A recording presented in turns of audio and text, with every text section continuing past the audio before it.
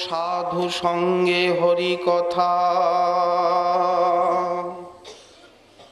মহ ইষ্ট লাভ বিনে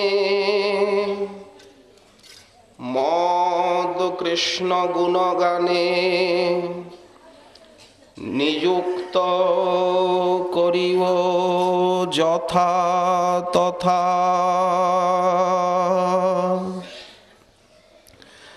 পরম করুণা বরুণালয় সর্বাবতার সার শিরোমণি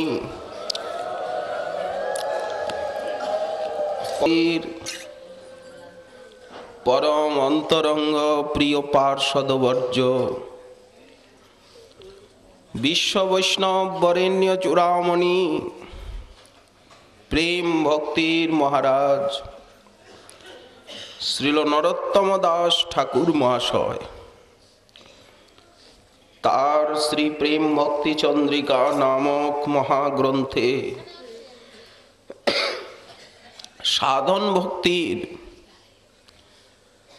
যে অপরূপ শৈলী তার বর্ণনা প্রসঙ্গে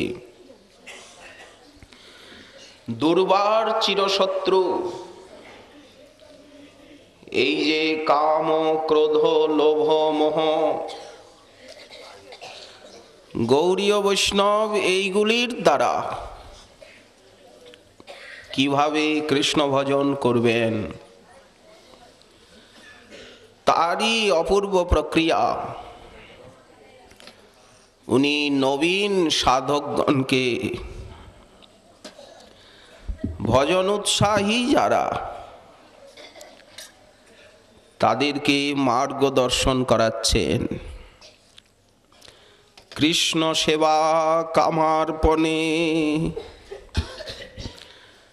কামনাকে কৃষ্ণ সেবায় লাগিয়ে দিতে হবে। মনে যা কিছু কামনা বাসনা উঠবে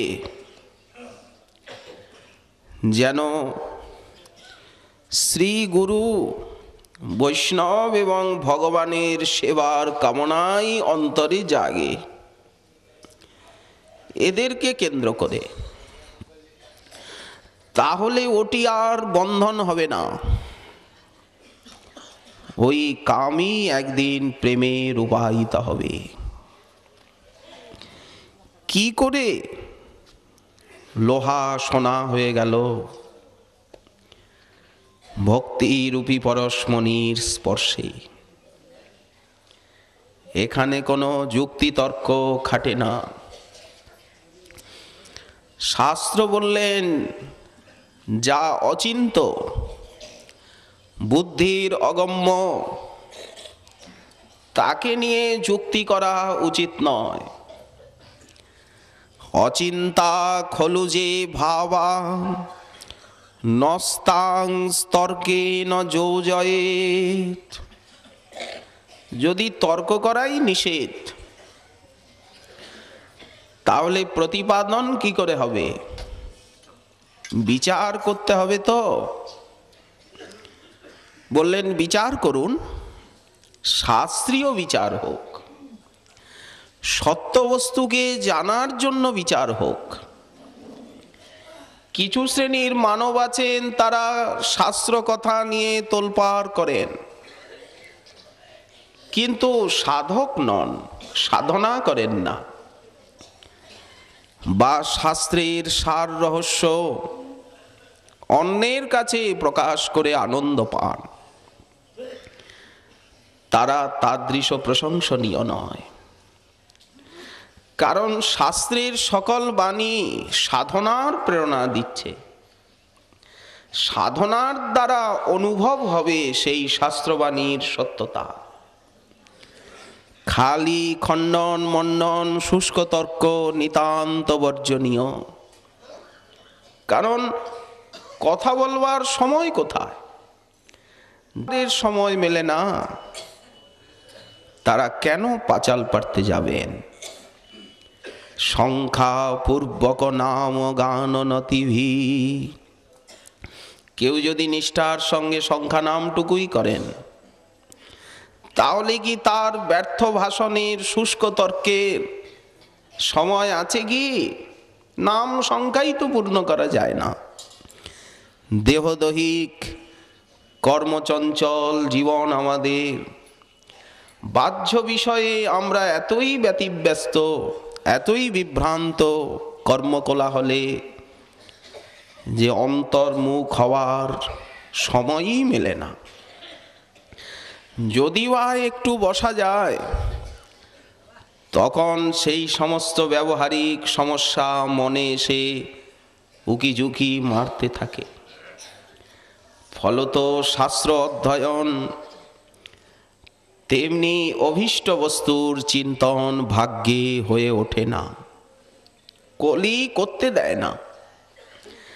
কারণ ব্যবহারিক বিষয়ে বিব্রত রাখা, পরমার্থিক বিষয়ের থেকে দূরে সরিয়ে দেওয়া, এইটি হচ্ছে কলির কার্য। সে তো করবেই, কিন্তু যে জন কৃষ্ণ ভজে সে বড় চতুর। তাহলে তর্ক করতে হবে বোঝবার জন্য, সত্য বস্তুকে নির্ণয় নিরূপণের জন্য।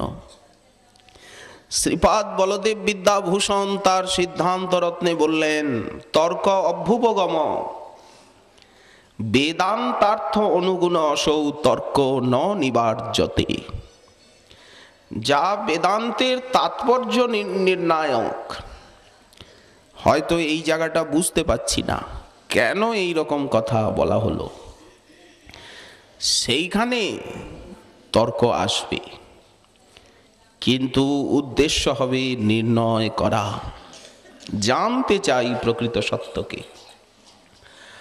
আবার প্রকৃত সত্যকে কেবল জানলে হবে না, সাধনার দ্বারা বিজ্ঞান বা অনুভব আনতে হবে। তার জন্য গুরুপদাশ্রিত হয়ে প্রকৃত সাধন পথের সন্ধানই হতে হবে। তা না হলে শাস্ত্রের এক অক্ষরও হৃদয়ঙ্গম করা যাবে না। এই জন্য শুষ্ক তর্কান্তু বর্জয়েত।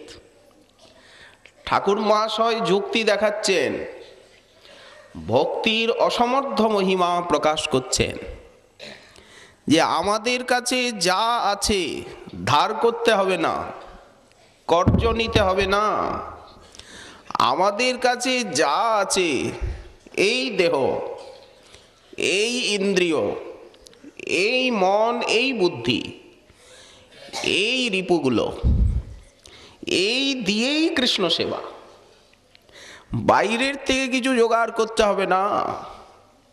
কৃষ্ণ সেবার উপকরণগুলি এরাই কৃষ্ণ সেবায়, এই জিহ্বা, এই ত্বক, এই বাক পানি পাদ, এই কাম ক্রোধ লোভ মোহ, এইগুলি দিয়েই কৃষ্ণ সেবা। ভক্তি কত সহজ সরল সাবলীন পন্থা। কারণ ভক্তি কি বোঝা যত সহজ, ভক্তি সাধনা যত সহজ, জ্ঞান কর্ম সাধনা অনেক কঠিন। অশ্বমেধ যজ্ঞ করবেন, কি তীর্থাটন করবেন, কি দান পুণ্য করবেন, কি তপস্যা করবেন, কত ক্লেশ, কত ব্যয়, কত পরিশ্রম, কতদিন লাগবে, ফল পাবেন কি পাবেন না, এ বিষয়ে কোনো নিশ্চয় নেই। আর ভক্তি সাধনা বললেন কিচ্ছু করতে হবে না, অমানি মানদ সদা কৃষ্ণ নাম লবে। কি পাহাড় ফাটাতে হবে? ভজন করতে গেলে কি পাহাড় ফাটিয়ে রাস্তা বানাতে হবে? অমানি মানদ সদা কৃষ্ণ নাম লবে। ব্রজে রাধা কৃষ্ণ সেবা মানসে করিবে। তো এর জন্য কি অর্থের প্রয়োজন আছে? অমানি মানদ হয়ে কৃষ্ণ নাম নিতে কি টাকার বস্তা লাগে? ব্রজে রাধা কৃষ্ণ সেবা মানসে করিবে, এর জন্য কি ৫,০০০ লোককে একত্রিত করতে প্রয়াস করতে হয়, বিজ্ঞাপন ছাপাতে হয়? এ তো সহজ সরল সাধন পন্থা। মহাপ্রভু উপদেশ দিয়েছে, বড় হরিদাসের ন্যায় নাম বলিবে বদনে, অষ্টকাল রাধাকৃষ্ণ সেবিবে কুঞ্জবনে। অদ্ভুত উপদেশ। শ্রীমন মহাপ্রভু যে শিক্ষামৃত পরিবেশন করেছেন, যা নিখিল বেদ বেদান্ত উপনিষদের সার মর্ম, সমস্ত পূর্বাচার্যের মতকে খণ্ডন করেছেন। মহাপ্রভু যখন উর্পিতে গেলেন, মাধ্য মতকে খণ্ডন করলেন। সেখানের যিনি তত্ত্ববাদের আচার্য ছিলেন, যে আপনাদের সম্প্রদায়ে দেখছি জ্ঞান কর্মের অনুপ্রবেশ, জ্ঞান কর্মরূপী উপাধি, বর্ণাশ্রম ধর্মকেই আপনারা সর্বশ্রেষ্ঠ বলে মনে করেন, যেটি রামানন্দ রায় প্রথমেই বললেন স্বধর্ম আচরণে বিষ্ণু ভক্তি হয়। মহাপ্রভু সেটি এহবাহ্য বলে দূরে সরিয়ে দিলেন। ওর আলোচনাই উনি করতে চাইলেন। সেই স্বধর্ম আচরণে বিষ্ণু ভক্তি হয়, সেইটি মাধ্যমত মহাপ্রভু দেখলেন, ওই প্রথম সোপা, সেটিকে প্রভু খণ্ডন করলেন দৈন্য মুখে। তাহলে দেখা যাচ্ছে যে সিদ্ধান্ত অবগতি ছাড়া প্রকৃত শুদ্ধ ভক্ত হওয়া যায় না। যদি ঠিক না হয় সম্বন্ধ অভিধেয় প্রয়োজন তত্ত্বের জ্ঞান, তো সেখানে শুদ্ধ ভক্ত পদবী লাভ হতে কিঞ্চিত বিলম্ব হয়। এই জন্যই মহাপ্রভু বললেন শাস্ত্রযুক্তে সুনিপুণ। সবাই যে পণ্ডিত হবেন, ব্যাখ্যা করবেন, প্রচারক হবেন, তার প্রয়োজনীয়তা নেই। এই ভাব রাখাটাও দম্ভ, যে আমি পণ্ডিত হব, আমি প্রচারক হব। এই ভাবনা ত্রিনাদপীর বিঘাতক। তাহলে তো ত্রিনাদপী শ্লোকের যাজন হলো কি করে?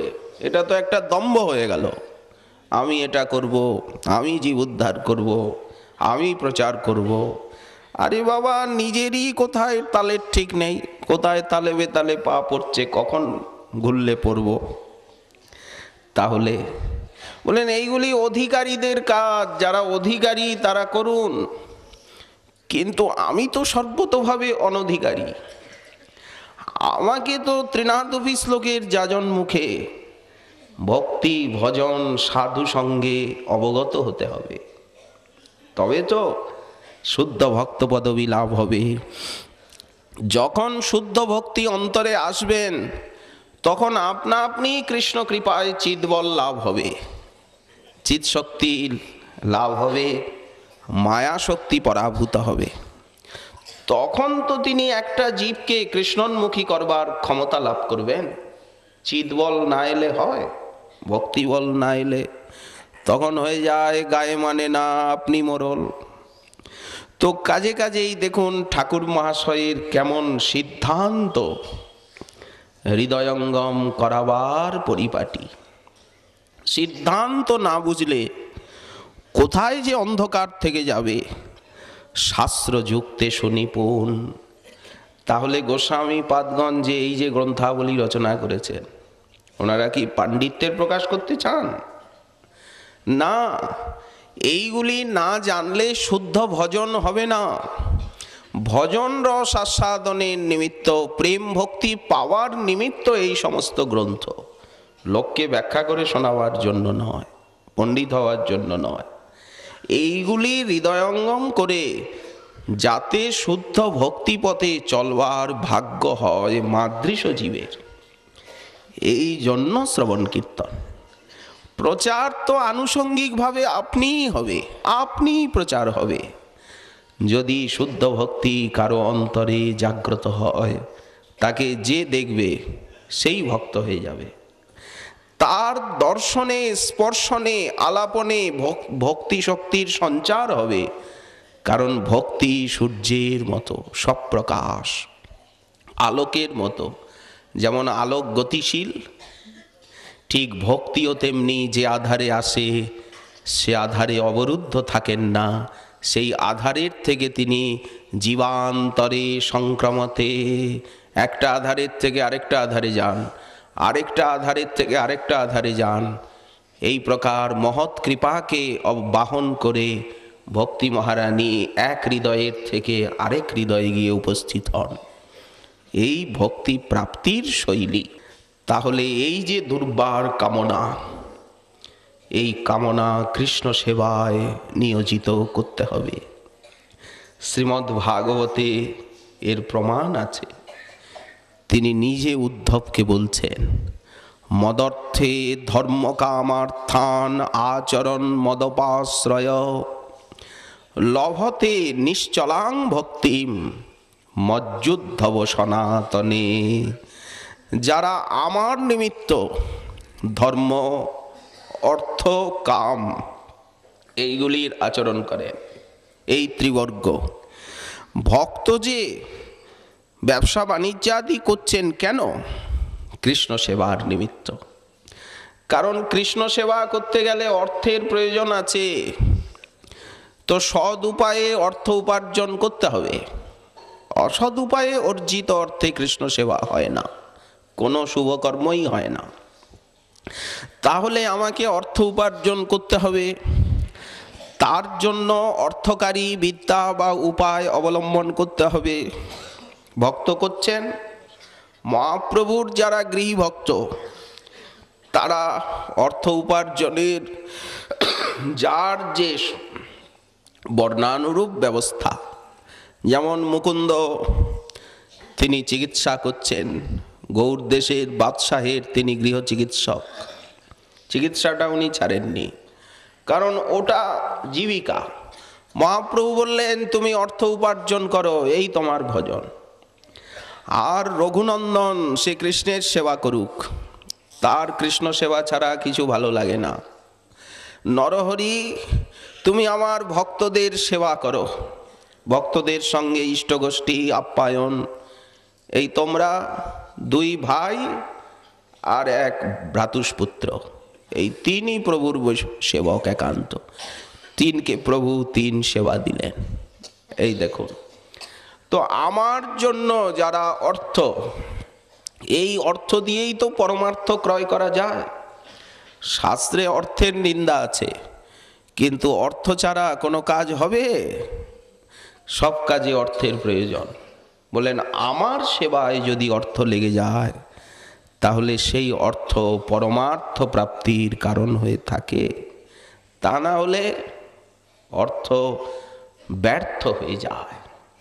তেমনি ধর্ম, সৎকর্ম, আমার সুখের নিমিত্ত সৎকর্ম করো, দান করো, পুণ্য করো, তীর্থাটন করো, যা করো সেবা করো আমার সুখের নিমিত্ত, ব্যাস, তাহলে সেটা পরমার্থ হয়ে গেল, আর ধর্ম রইল না।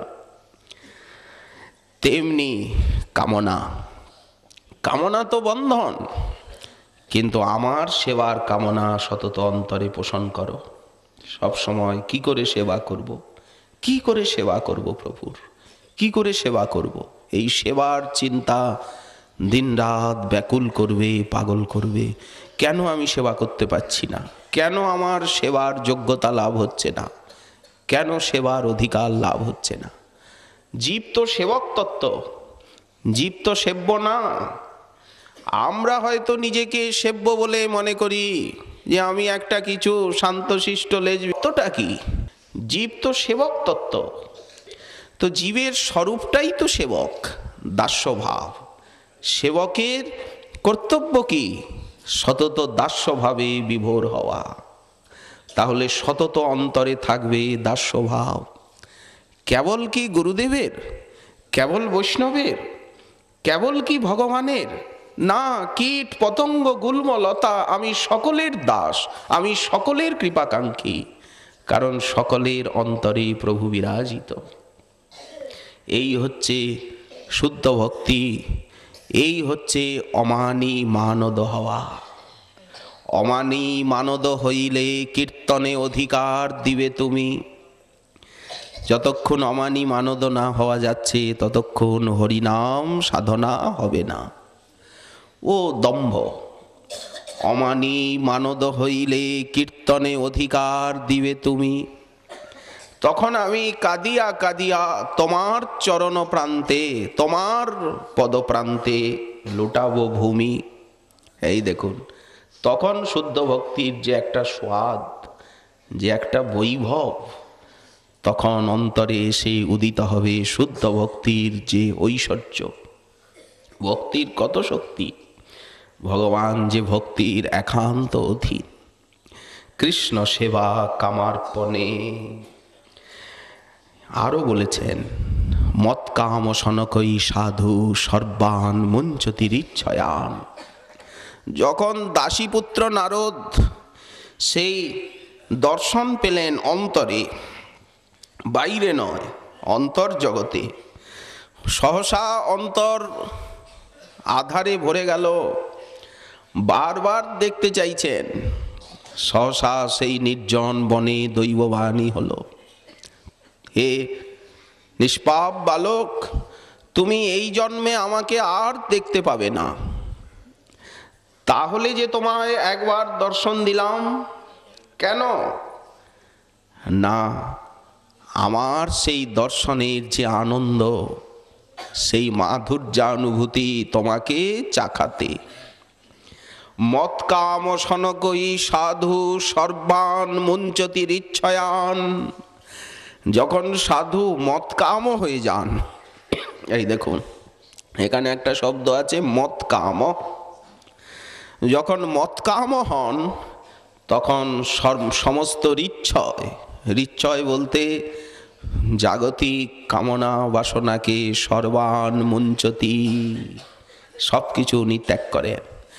যখন ভজনের আনন্দ পেয়ে যান, অভীষ্টের সেবার নাম রূপ গুণ লীলার আনন্দ যখন অনুভব হয়, গোস্বামীপাদ বললেন যে যারা বহু লাভ পেয়েছেন তারা যেমন স্বল্প লাভে প্রবৃত্ত হন না। যিনি লাবড়ি বা ক্ষীর আস্বাদন করছেন, তাকে যদি ওই কালো গুড় দেওয়া যায় তিতকুটে, তাতে তার প্রবৃত্তি হবে কি? সে বলবে না না, এটা খাবো না। ঠিক তেমনি যারা ভজনামগতের যা কিছু, কোনটি সাধু বলে মনে হবে না।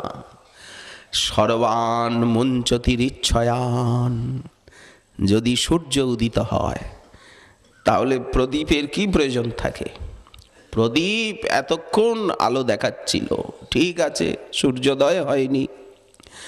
তো ভক্তি সূর্যোদয় যদি কারো জীবনে হয়, কৃষ্ণোন্মুখ যদি কেউ হন, তখন বহির্মুখতার ইতিহাস তার কি আর ভালো লাগবে? তখন কি এই জগতের যে ধর্ম অর্থ কাম মোক্ষরূপী ওই ক্ষীণ দীপালোক, সেটি তার কাছে অপ্রয়োজনীয় বলে মনে হবে? কোনো মহত্বই তাদের থাকবে না। তো আপনি যদি অর্থ না চান, ধর্ম না চান, তাহলে তো আপনি কাঙাল হয়ে গেলেন। সংসার চলবে কি করে? দেহ রক্ষা হবে কি করে? বাসনা না থাকলে তো এই জগতে চলা মুশকিল।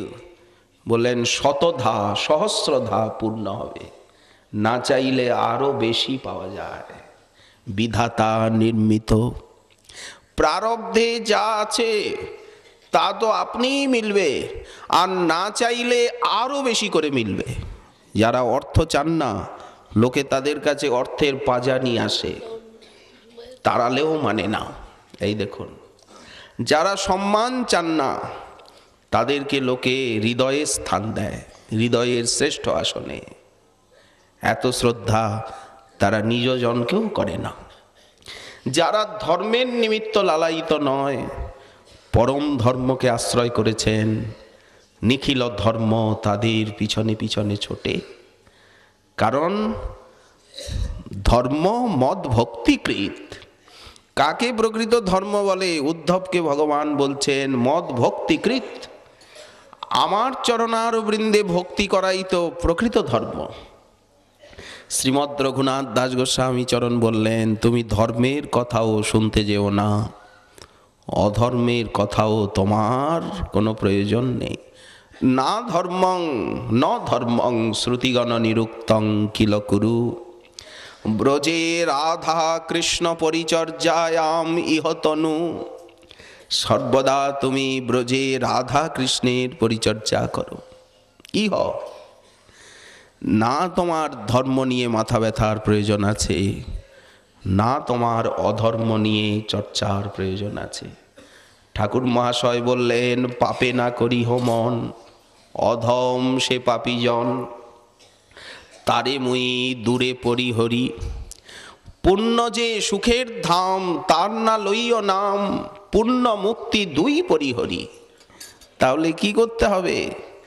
কেবল ভকত সঙ্গ, এই প্রেম কথা, রসরঙ্গ, এই যে লীলা কথা, এই যে প্রেম কথা, শ্রীমদ্ ভাগবতাদি ভক্তি শাস্ত্রের শ্রবণ কীর্তন করতে করতে ভক্ত সঙ্গে, তবে হবে বিপদ বিনাশ।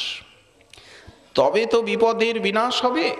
বিপদ বলতে কি? এই ভবরোগ, এই যে কৃষ্ণ বৈমুখ্য, এই যে ভ্রম, সত্যকে অসত্য বলে মনে হচ্ছে, অসত্যকে সত্যকে দুঃখ বলে মনে হচ্ছে, আলোকে আধার বলে মনে হচ্ছে, আধারকে আলো বলে মনে হচ্ছে। এই যে ওলট পালট হয়ে গেছে, মস্তিষ্ক বিকৃতি হয়ে গেছে, ঔষধ এই মাথায় তেল লাগাতে হবে, শীতল তেল, মহানারায়ণ কি শিবাদি ঘৃত তেল লাগাতে হবে মাথায়। এই তেলটা কি ভিতরে ঢুকবে? এই শাস্ত্রবাণীর শ্রবণ কীর্তন করতে হবে। তাহলে সেই ভবরোগ রূপী যে বিপদ, তবে হবে বিপদ বিনাশ। ভজনের জন্যই তো এসব কথা। এসব কথা না জানলে কি করে ভজন হবে? কি করে সেই ভক্তি জগতের নিগূঢ় প্রদেশে আমরা প্রবেশাধিকার লাভ করতে পারব? এই জন্য বললেন, কৃষ্ণ সেবা কামার্পণে। এখন ক্রোধ ভক্তদ্বেষী জনে, এই যে ক্রোধ মহাশত্রু, মহা অনিষ্টকারী, এই ক্রোধকে সাক্ষাৎভাবে নিয়োজিত ভজনে করা যায় না। এটা তো তমগুণ, রজগুণ। দপ করে আগুনের মতো জ্বলে ওঠে হৃদয়ে। যিনি আমার সুখের বাধা দিলেন, যিনি আমার ইচ্ছার বিরুদ্ধাচরণ করলেন, সঙ্গে সঙ্গে তার প্রতি একদম সর্পের মতো, এই তো আগুন বলা হয়েছে। যখন ক্রোধ থাকবে না, কি করলে ক্রোধ থাকবে না? বললেন, কামনার মূলোচ্ছেদ করলেই ক্রোধ থাকবে না। তখন অক্রোধ পরমানন্দ নিত্যানন্দের দাসানুদাস বলে পরিচয় দেওয়ার যোগ্যতা হবে। নিত্যানন্দ দাসানুদাস বলবার অধিকার কবে হবে? যেদিন অন্তরে ক্রোধ, অভিমান, সম্মান কিছুই স্থান পাবে না, সেদিন নিত্যানন্দ দাস বলে পরিচয় দেওয়ার অধিকার হবে, তার আগে নয়। ক্রোধ ভক্তদ্বেষী জনে, এখানে ঠাকুর মহাশয় বলছেন যে ক্রোধটা দিয়ে সাক্ষাৎ কৃষ্ণ সেবা হবে না। নাই বা হোক ঘুরিয়ে একে দিয়ে কৃষ্ণ সেবা করাবো, কিন্তু একে সেবায় লাগাবোই লাগাবো। কিভাবে? বললেন, যারা ভক্তদ্বেষী, ভক্তের নিন্দা করছেন, ভক্তের সঙ্গে বিদ্বেষজনক কার্য করছেন, এই তো সেই সময় ক্রোধ অর্থাৎ এই অসহিষ্ণু ভাব, এই অসহিষ্ণুতাটা সেই জায়গায় লাগিয়ে সেবা করব। যারা ভক্তের নিন্দা করছেন, সঙ্গে সঙ্গে ক্রোধটা সেইখানে লাগাবো, ভজন হয়ে গেল। সাক্ষাৎ কৃষ্ণ সেবায় ক্রোধ লাগতে পারল না, কিন্তু ভক্তের সেবা করলো, ভক্তের মান মর্যাদা রক্ষা করতে গিয়ে ক্রোধটা লেগে গেল। তো কৃষ্ণের সেবার থেকে তো কৃষ্ণের ভক্তের সেবাটা বড়। আমার পূজা হইতে, আমার সেবা হইতে আমার ভক্তের পূজা বড়। সেই প্রভু বেদ পুরাণে ইহা করিয়াছেন দর্হ, দৃঢ়তার সঙ্গে দেখিয়েছেন। আমার ভক্ত নয়, আমার ভক্তের ভক্তই আমার প্রকৃত ভক্ত। কে বললেন? মত পূজাতপি অধিক মত প্রীতিদায়িনী ইত্যর্থ। স্বামীপাদ অর্থ করছেন যে আমার সেবা অপেক্ষাও আমার ভক্তের সেবা আমার কাছে অধিক প্রীতিদায়িনী। আমাকে যখন ভোগ লাগানো হয়, সব সময় যে আমি আস্বাদন করি, দৃষ্টির দ্বারা স্বীকার করি। ভগবান পুরাণে বলছেন যে আমাকে যে ভোগ লাগানো হয় তখন আমি দৃষ্টির দ্বারা স্বীকার করি। দেখুন জগন্নাথ এইখানে আর ওইখানে ভোগ লাগাচ্ছে, হাড়ির উপরে হাড়ি, হাড়ির উপরে হাড়ি, একদম আগুনের মতো এখনই নামানো হয়েছে। জগন্নাথ দৃষ্টির দ্বারা স্বীকার করছে, অধরামৃত এ ভরে দিচ্ছেন ঠিকই, কিন্তু উনি বলছেন যখন সেই প্রসাদটা মহাপ্রসাদ আমার ভক্ত আস্বাদন করবে, তখন ভক্তের জিহ্বায় আমি আস্বাদন করি যে কেমন হয়েছে। আমাকে যখন ভোগ লাগানো হয় আমি তো স্বীকার করি, কেন বলে রেখেছি পত্রং পুষ্পং ফলং তোয়ম তদ ভক্তা উপরহিতম অশ্নামি। অসধাতু ভোজনে, তো আমি ভোজন করি, বলবার কিছু নেই, তিনি ভোজন করেন ভক্তের দত্ত বস্তু। কিন্তু যখন ভক্ত সেই প্রসাদ গ্রহণ করে, তখন ভক্তের রসনায় বসে আমি আস্বাদন করি কেমন হয়েছে রসা, কেমন হয়েছে মিষ্টান্ন। এমন আস্বাদন আমাকে যখন ভোগ লাগায় তখনও বুঝি আমার হয় না। এই দেখুন, এই জন্য ভক্ত সেবা। তো যারা এমন মহামহিমার নিধি, আমাদের সম্প্রদায়ে সর্বপ্রথম গ্রন্থ হচ্ছে এই মনশিক্ষা, লোচন দাস ঠাকুরের, প্রেমানন্দ দাস ঠাকুরের। যারা কিচ্ছু জানেন না, একদম এই পথে আসতে চান, তাদের জন্য প্রথম হচ্ছে আগে মনশিক্ষা বোঝো। এইবার যখন একটু অওয়া জ্ঞান হলো, তখন বলা হয় যে চৈতন্য ভাগবত পড়ো, একবার নয় 50 বার পড়ো গ্রন্থখানি। এই এমুরত থেকে ওমুরো, ওখান থেকে প্রথম থেকে শেষ, শেষের থেকে প্রথম। কারণ যারা চৈতন্য ভাগবত অধ্যয়ন না করেছেন তারা ভক্ত ভক্তি ভগবানের মহিমা সহসা হৃদয়ঙ্গম করতে পারবেন না। সেখানে প্রতি অধ্যায়ে প্রতি খণ্ডে খালি ভক্তের মহিমা, খালি ভক্তির মহিমা, দাস্যভাবের মহিমা। মনুষ্যে রচিতে নারে ওইছে গ্রন্থধন্য। বৃন্দাবন দাস মুখে আমরা লাভ দিয়ে ভাগবতে যাই, ভাগবতের চর্চা হয়, কিন্তু চৈতন্য ভাগবতের মতো এমন মহাগ্রন্থ, ভাগবতের সার দিয়ে বিগঠিত চৈতন্য ভাগবত সরল বঙ্গাক্ষরে। কবিরাজ গোস্বামী পাদ লিখছেন যে চৈতন্য মঙ্গল যদি পড়ে পাষণ্ডী যবন, সেও মহাবৈষ্ণব হয় ততক্ষণ। এত বড় উনি বিদ্বান হয়ে মন্তব্য করলেন যে পাষণ্ডী যবন নাস্তিক, তিনি শালী সিদ্ধ গ্রন্থ, প্রতিটা পয়ার সিদ্ধ মন্ত্র। তো সেইখানে ভক্তি ভক্তের কেমন মহিমা। তো এমন যে মহামহিম ভক্ত, যারা সেই ভক্তের নিন্দা করবেন, তাদের সঙ্গে বিদ্বেষ করবেন, এখন সেই ক্রোধ বা অসহিষ্ণুতা সেইখানে লাগাতে হবে। ব্যাস, ক্রোধ দিয়ে কৃষ্ণ ভজন হয়ে গেল। ক্রোধ ভক্তদ্বেষী জনে, দৃষ্টান্ত রয়েছে। মহাপ্রভু কেমন ক্রোধটা করলেন। মহাপ্রভু তো দৈন্যের মূর্তি, যিনি ত্রিনাদপি শ্লোক উপদেশ দিয়েছেন, নিজে আচরণ করে দেখিয়েছেন প্রতি পদে। ত্রিনাদপির আচরণ কাকে বলে? তিনি কতটা ক্রুদ্ধ হলেন। নবদ্বীপে শ্রীবাসের মন্দিরে 1 বৎসর শ্রীমন মহাপ্রভু মহানিশায় উচ্চ সংকীর্তন করতে।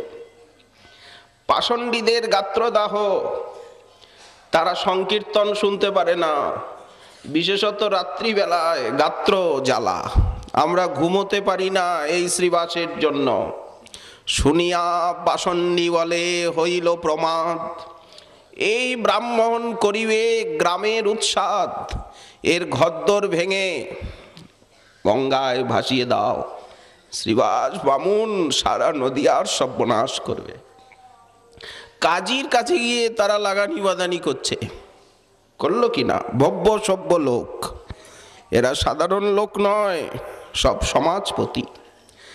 কাজীর কাছে গিয়ে তারা নানা কি করে শ্রীবাস বামুনকে জব্দ করা যায়, একে এখানের থেকে তাড়িয়ে দেব। দেখুন, মহাপ্রভু সেই শ্রীবাস মন্দিরে 1 বৎসর উচ্চ সংকীর্তন করলেন রাত্রিবেলা। একদিন হলো কি, মহাপ্রভুর আদেশ, আমার নিজজন ছাড়া কেউ কীর্তন দর্শন করতে পারবে না, কেউ ঢুকতে পারবে না। কপাট লাগিয়ে কীর্তন হয়। অনেকেই দর্শন করতে আসেন, কিন্তু ঢোকবার আজ্ঞা নেই।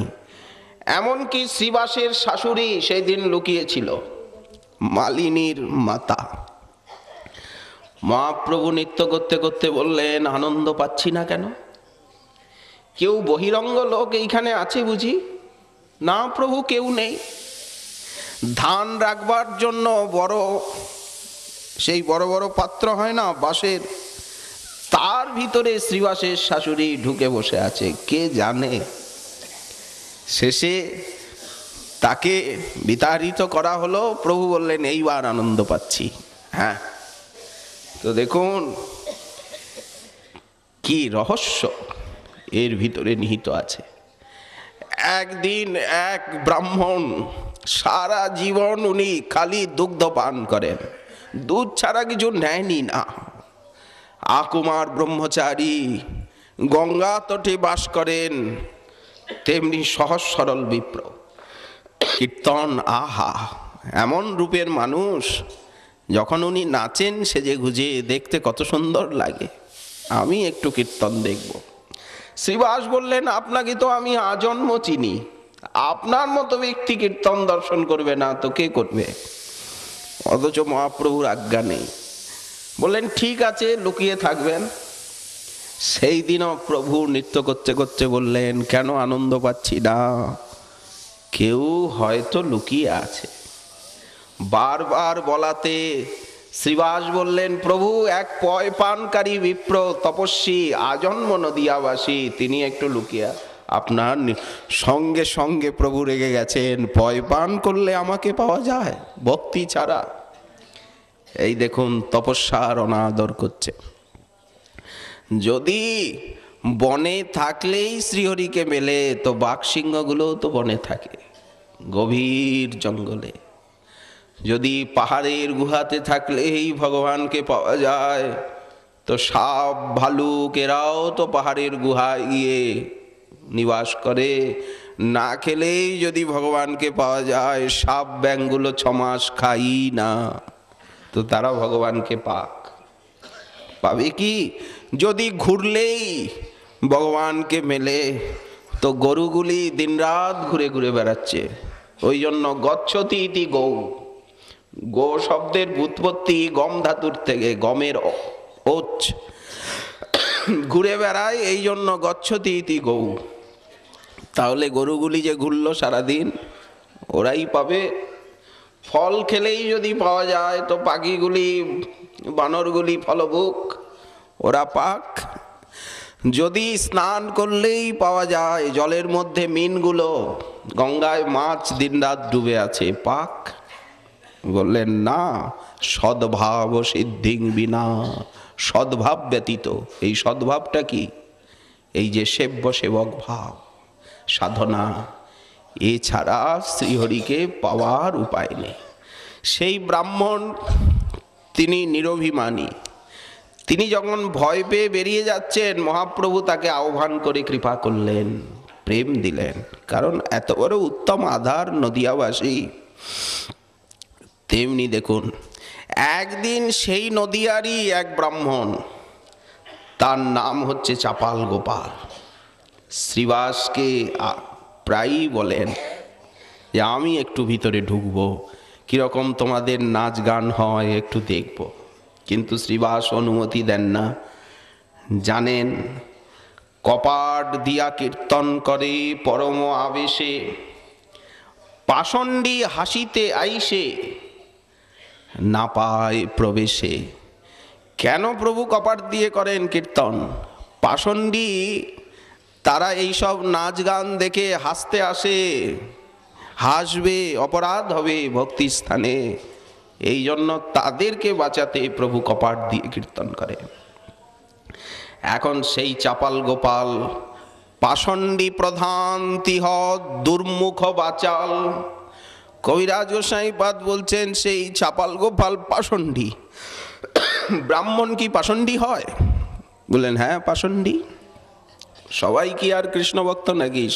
নাস্তিকও তো বহু আছে যারা ঈশ্বর মানেনি না। তো সে দুর্মুখ তার্কিক প্রকৃতির। তো করল কি, ভবানী পূজার সমস্ত সামগ্রী এইসব এনে আর শ্রীবাসের দ্বারে রেখে গেছে। এক ভাণ্ড মদও রেখে গেছে এনে। এই দেখুন, কলার পাতার উপরে থুইল ওঢ্র ফুল, হরিদ্রা, সিন্দুর, রক্তচন্দন আর তণ্ডুল। সকালে যখন শ্রীবাস দ্বার খুললেন, মদ্য ভাণ্ড পাশে ধরি নিজ ঘরে গেলা। সকালে শ্রীবাস দ্বার খুলেই দেখছেন এই সব সামগ্রী। তো উনি হাসছেন, কে করতে পারে? আশেপাশের ভব্য সভ্য লোককে এনে দেখাচ্ছেন, দেখুন আপনারা যে নিন্দা করেন আমার, আমি রোজ রাত্রিতে ভবানী পূজা করি, এই দেখুন তার প্রমাণ। এই দেখুন। শ্রীবাস পণ্ডিত মনে কিছু ভাবলেন না, হাড়িকে ডেকে সব ফেলিয়ে দিলেন, জায়গা পরিষ্কার করে দিল হাড়ি। এই যে অপরাধ, এই দেখুন, ভক্তের কাছে যদি অপরাধ হয়। 3 দিন বহি সেই গোপালের কুষ্ঠ হইল, সর্বাঙ্গে কুষ্ঠ বহে রক্তধার। নদিয়াবাসী পণ্ডিত ব্রাহ্মণ শাস্ত্রজ্ঞ, কিন্তু একটু বাচাল, দুর্মুখ। ওই যে শ্রীবাসের একটু অপমান করলেন তিনি। কিছু শ্রীবাসকে এমনি কিছু করেননি, তাকে ভবানী পুজো করিয়েছেন। এই জন্য 3 দিনের মধ্যে সারা দেহ কুষ্ঠ রোগাক্রান্ত হয়ে গেল। রোগ ব্যাধি কেন হয়? অভাব অনটন কেন হয়?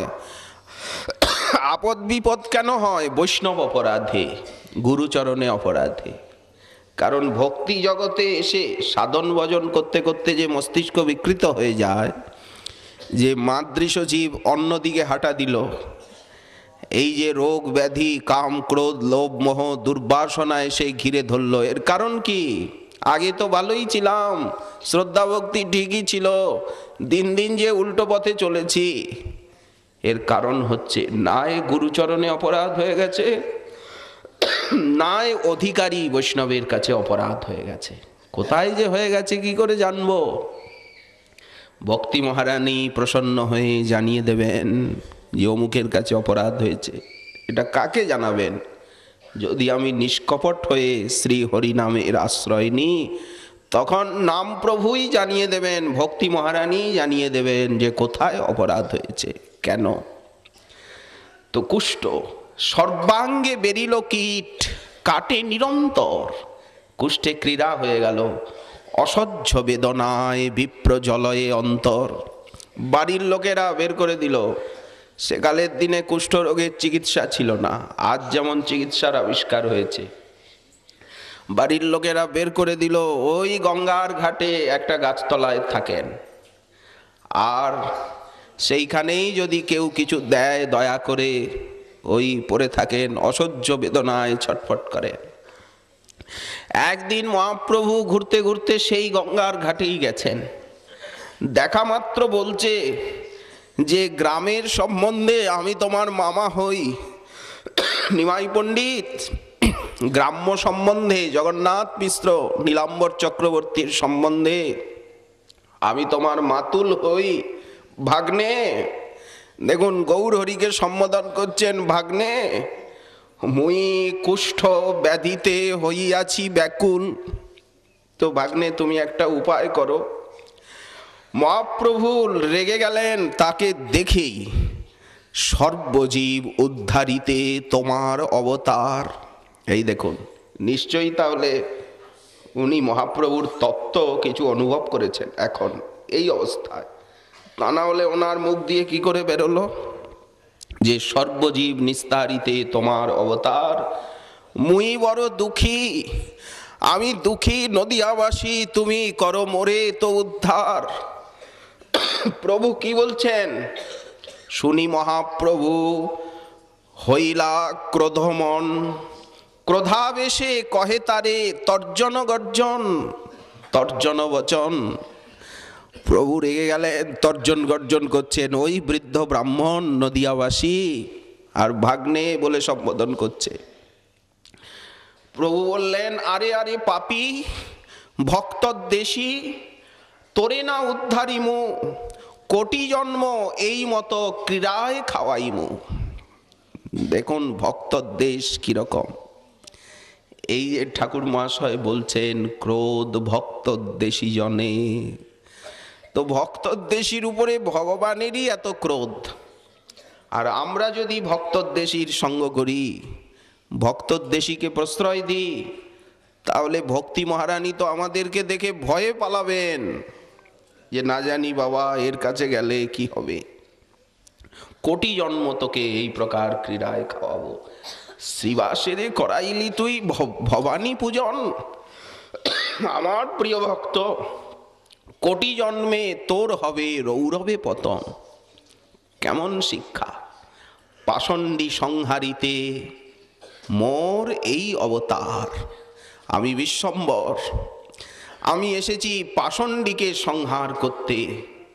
এই জন্য পাষণ্ডী সংহারী ভক্তি করিমু প্রচার। প্রভু তাকে কৃপা করলেন না। ওই কুষ্ঠরোগে তার বহুদিন গঙ্গার পারে পড়ে পড়ে কেটে গেল। লোকে অবজ্ঞা করে হয়তো কিছু দেয়, কোনোদিন খাবারও জোটে না, ছটফট করে গঙ্গার তীরে। অনেক দিন পরে সন্ন্যাস করে প্রভু নীলাচলে আছেন, দক্ষিণ ভারত ভ্রমণ করলেন, বহুদিন কেটে গেল। এইবার প্রভু বৃন্দাবনে যাবেন, সেই ছলে প্রভু এসেছেন জননী জন্মভূমির দর্শন করবেন, জননী জাহ্নবীর নবদ্বীপে, ওই কুলিয়ায় এসে আছেন।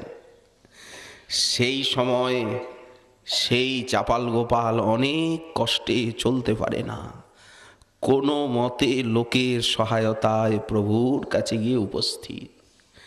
প্রভু দেখলেন যে সেই পাষণ্ডী ব্রাহ্মণ, বহুদিন কেটে গেছে, আহা দয়া হলো, কিন্তু উনি কৃপা করতে পারেন না।